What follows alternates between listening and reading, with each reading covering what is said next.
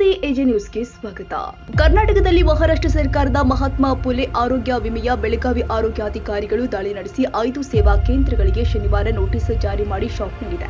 ಬೆಳಗಾವಿ ಆರೋಗ್ಯಾಧಿಕಾರಿ ಮಹೇಶ್ ಕೋಣಿ ನೇತೃತ್ವದಲ್ಲಿ ಮಹಾರಾಷ್ಟ್ರದ ಆರೋಗ್ಯ ಸೇವಾ ಕೇಂದ್ರದ ಮೇಲೆ ದಾಳಿ ನಡೆಸಿ ನೋಟಿಸ್ ನೀಡಲಾಗಿದೆ. ಬೆಳಗಾವಿ ನಗರದ 4 ಸೇವಾ ಕೇಂದ್ರಗಳಿಗೂ ಬೆಳಗಾವಿ ಆರೋಗ್ಯ ಇಲಾಖೆ ಸೀಸ್ ಮಾಡಿದೆ. ಬೆಳಗಾವಿ ಗೋವಾ ವೇಸ್ ವೃತ್ತದಲ್ಲಿನ ಸಿದ್ಧಿವಿನಾಯಕ, ಶಹಾಪುರದ ಗೋವಾ ವೇಸ್ ಡಾಕಾ, ಬಂಗಾಲದಲ್ಲಿ ಇರುವಂತಹ ನೋಂದಣಿ ಕೇಂದ್ರ ಸೇರಿದಂತೆ ಒಟ್ಟು 5 ಕೇಂದ್ರಗಳಿಗೆ ಆರೋಗ್ಯ ಇಲಾಖೆ ಶಾಕ್ ಕೊಟ್ಟಿದೆ.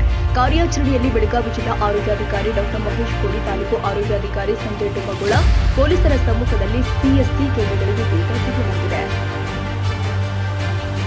ತಾಜಾ ಸುದ್ದಿಗಾಗಿ ಎಜೆ ನ್ಯೂಸ್ 24x7 ಗೆ ಸಬ್ಸ್ಕ್ರೈಬ್ ಮಾಡಿ ಮತ್ತು ಬೆಲ್ ಐಕಾನ್ ಒತ್ತಿ ತಪ್ಪದೇ ಲಿಂಕ್ ಶೇರ್ ಮಾಡಿ.